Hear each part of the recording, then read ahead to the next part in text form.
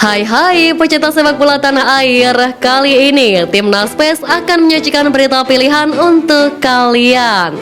Di antaranya, dihujat di negeri sendiri, rival justru puji Timnas era STY. Timnas punya preman lapangan, kembalinya Don Van Gaal tak berarti. Back rasa striker, Timnas miliki sederet back elit global. Raja Asis Venezia FC keturunan Indonesia. Jadi, simak terus berita Timnas PES selengkapnya.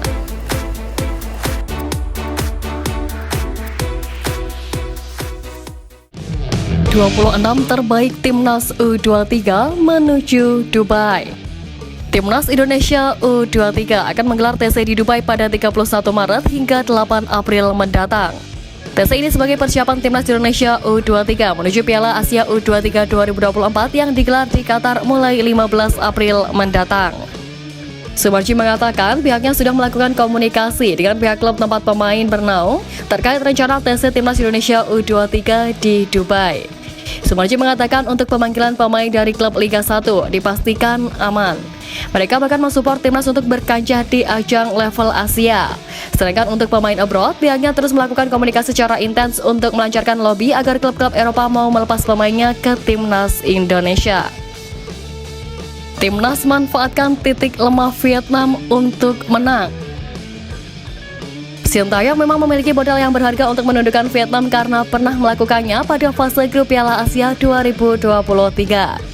Dari laga ini ada banyak kelemahan yang bisa dimaksimalkan Marcelino Ferdinand dan kawan-kawan. Salah satu penyebab kegagalan Timnas Vietnam pada ajang Piala Asia 2023 salah satunya bersumber dari kebugaran. Hal itulah yang setidaknya diakui sang juru taktik Philippe Trouchy. Pelatih asal Prancis itu mengatakan anak asuhnya hanya bisa menjaga intensitasnya tetap tinggi selama 60 hingga 70 menit. Artinya, Vietnam masih belum mampu mempertahankan intensitas itu hingga akhir laga. Berbanding terbalik dengan stamina Timnas kini yang tampil gila-gilaan selama 90 menit lebih. Selain itu, rekor negatif Philippe Trouchy kala bertemu dengan Timnas Indonesia juga menjadi faktor kelemahan Vietnam.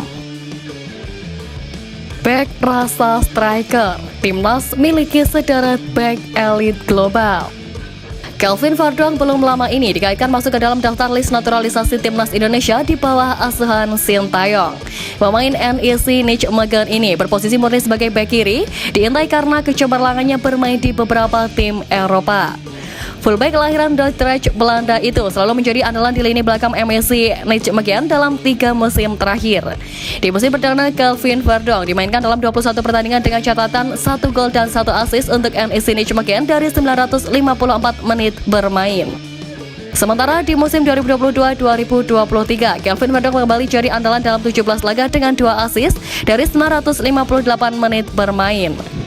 Sayangnya, faktor cedera sejak pekan ke-24 sampai dengan pekan ke-33 membuat namanya harus mengakhiri musim lebih cepat. Meski harus menepi cukup lama di musim 2023-2024, Kelvin Verdong kembali mendapatkan tempatnya. Untuk Pratama Arhan dan Zain Patinama harus bekerja ekstra karena mereka juga kalah pamor dan rekam jejak dibandingkan Kelvin Verdong.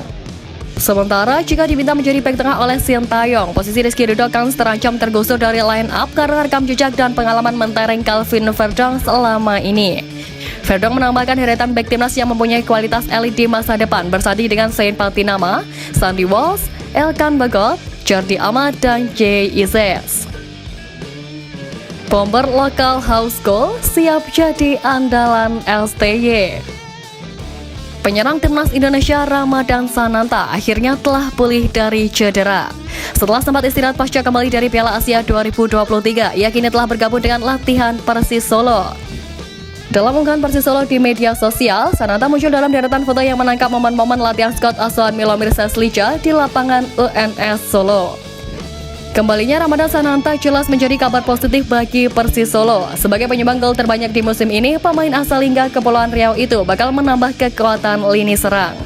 Keputusan pelatih Timnas Indonesia Sintayong memarkirkan Ramadan Sananta selama Piala Asia 2023 memang sempat meninggalkan tanda tanya besar di kalangan publik. Sepanjang kejuaraan ini namanya tak pernah terdaftar. Kini Sananta siap unjuk gigi di kualifikasi Piala Dunia dan Piala Asia U23 bersama skuad Garuda. Timnas punya preman lapangan, kembalinya Doan van Gaal tak berarti. Timnas Vietnam kemungkinan dapat diperkuat 5 pemain intinya untuk melawan Timnas Indonesia dalam lanjutan putaran kedua kualifikasi Piala Dunia 2026 zona Asia Grup F. Salah satunya adalah Doan van Gaal. Ya, Doan van Gaal yang terkenal akan permainan kasar dan provokatifnya itu kerap menjadi batu sandungan Timnas di ajang Piala AFF. Permainan back Vietnam itu membuat konsentrasi lawannya seketika buyar yang membuat permainan lawan menjadi kacau. Akan tetapi kembalinya Doan van Gaal dianggap tak berarti apa-apa. Timnas kini mempunyai pemain yang siap duel keras tanpa terprovokasi lawannya.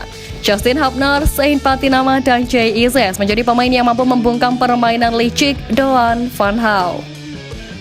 Dihujat di negeri sendiri, rival justru puji Timnas era STY.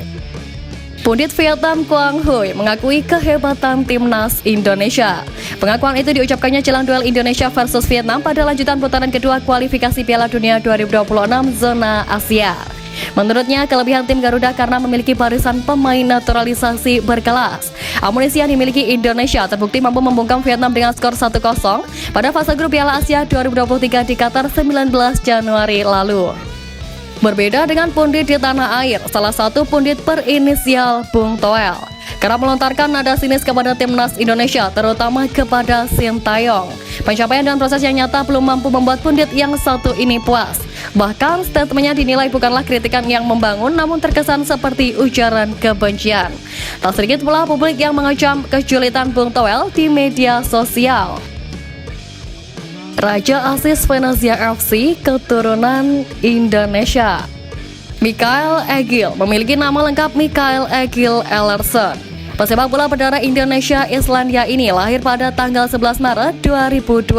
Posisi utama Mikael Egil sebagai pemain gelandang tengah, akan tetapi dia juga bisa bermain di posisi gelandang kanan dan kiri. Sejak berkarir sebagai pemain bola profesional di tahun 2018, Mikael Egil sudah membela 5 klub di Islandia dan Italia. Terhitung ada beberapa klub Italia yang dia bela sampai sekarang, seperti SPAL, Spezia Calcio, dan Venezia FC. Karir yang dijalani Mikael Egil terus mengalami peningkatan dari tahun ke tahun. Pada musim 2023-2024 saja, Mikael Egil sukses menjadi pemain andalan Venezia FC. Dia sudah mencatatkan 23 laga dengan raihan 2 gol dan 4 assist. Namun kabar buruknya, pemain agensi CAA Stellar ini tidak bisa dinaturalisasi oleh PSSI. Alasannya karena dia sudah memiliki 13 caps dengan Timnas Islandia Senior.